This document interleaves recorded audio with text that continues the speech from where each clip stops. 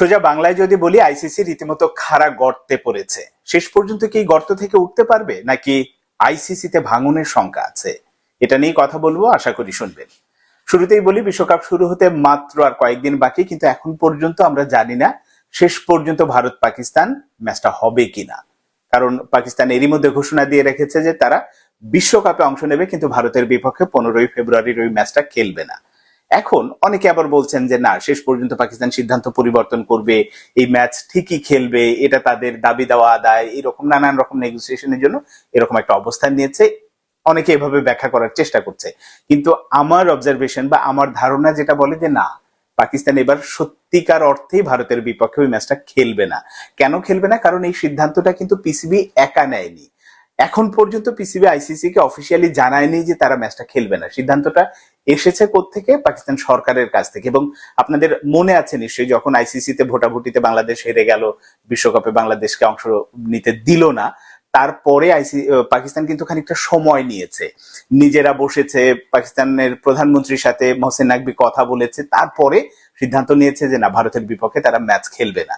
এবং সবচেয়ে অবাক করার বিষয়, রিসেন্ট এই যে আমি যখন কথা বলছি তার কয়েক ঘন্টা আগে পাকিস্তানের প্রতিরক্ষা মন্ত্রী পর্যন্ত এটা নিয়ে কথা বলেছে। তার মানে বিষয়টা আর পিসিবির হাতে নেই, যেমনটা ছিল না বাংলাদেশ যখন সিদ্ধান্ত নিল যে ওই মুস্তাফিজ ইস্যুতে বাংলাদেশ বিশ্বকাপে খেলবে না, সেটা যতটা না বিসিবির হাতে ছিল, তার চেয়ে বেশি ছিল সরকারের হাতে। এবং শেষ পর্যন্ত সিদ্ধান্তটা সরকারি ভাবেই হয়েছে যে বাংলাদেশ অংশ নেয়নি। একইভাবে পাকিস্তানও কিন্তু সেই সরকারি সিদ্ধান্ত অনুসরণ করেই তারা ওই ম্যাচটা খেলবে না। এখন এই যে সরকারি সিদ্ধান্তটা নিল, এটা ওই যে আমি যেটা বললাম যে হুট করে নেয়নি, তারা ভেবে চিন্তে বুঝে শুনেই নিয়েছে। কারণ যদি ক্রিকেটীয় অ্যাঙ্গেল থেকে আপনি চিন্তা করেন, লাস্ট 15-20 বছরে ভারত পাকিস্তানের সাথে অনেক রকম অন্যায় আচরণ করেছে।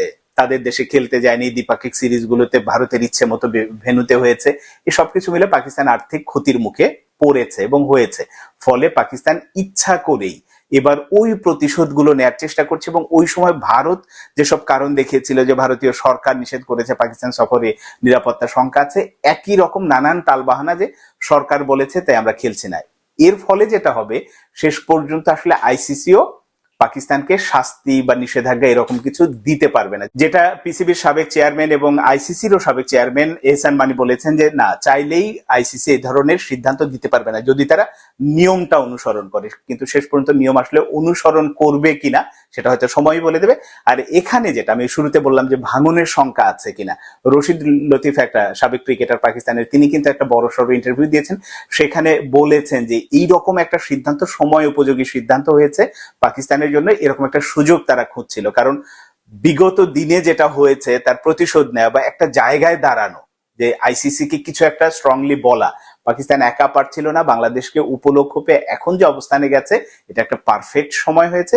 এবং এটা তিনি এও উল্লেখ করেছেন যে এই সিদ্ধান্তের ফলে পাকিস্তানের উপরে নিষেধাজ্ঞা আসতে পারে, আর্থিক জরিমানা আসতে পারে, কিন্তু সবকিছু ভেবেচিন্তে এই সিদ্ধান্ত নেওয়া হয়েছে এই কারণে যে বারবার যেন অন্যায় আচরণ এটা চলতেই না থাকে। তারা এক ধরনের নিয়ম নীতি অনুসরণ করবে, অন্যদের জন্য আরেক রকম নিয়ম নীতি, এই ব্যাপারটার আসলে শেষ হওয়ার এখনই সময়। এবং সেটা যদি হয়, কথার কথা ধরলাম যে পাকিস্তানের উপর নিষেধাজ্ঞা দিয়ে দিল আইসিসি, ক্রিকেট থেকে নিষিদ্ধ করলো, তখন কি হবে?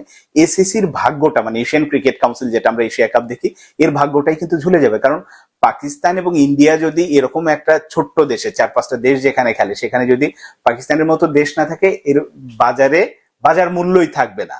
ফলে এখানে একটা বড় ধরনের এসিসির অস্তিত্বই হুমকির মুখে পড়ে যাবে।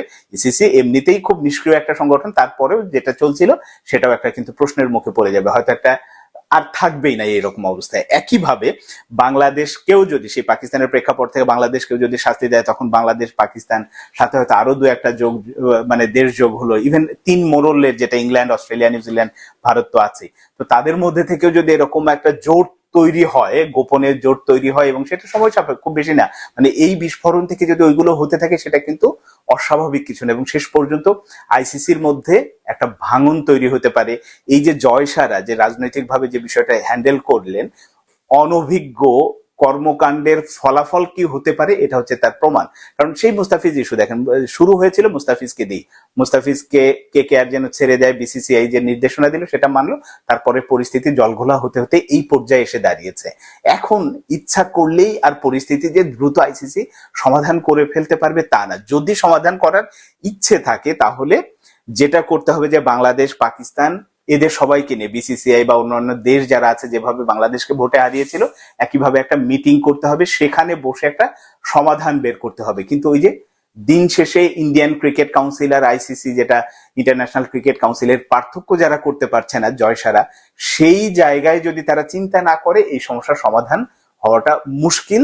পরবর্তীতে মানে সেটা খুব বেশি দেরি নাই, এই পরিস্থিতি যদি আসলে সমাধান না হয়, বিশ্বকাপে ভারত পাকিস্তান ম্যাচ না হয়, শেষ পর্যন্ত কিন্তু আইসিসিতে একটা বড় ধরনের ভাঙনের শঙ্কা তৈরি হয়েছে। এটা ইন্ডিয়ান মিডিয়াগুলোই নানানভাবে বলার চেষ্টা করছে। এখন দেখা যাক, আইসিসি আপ্রাণ চেষ্টা করে যাচ্ছে পাকিস্তানকে বোঝানোর যে তোমরা ম্যাচটা খেলো, এই খেলো, আর থেকে এই ক্ষতি হবে, তোমরা এই সংখ্যা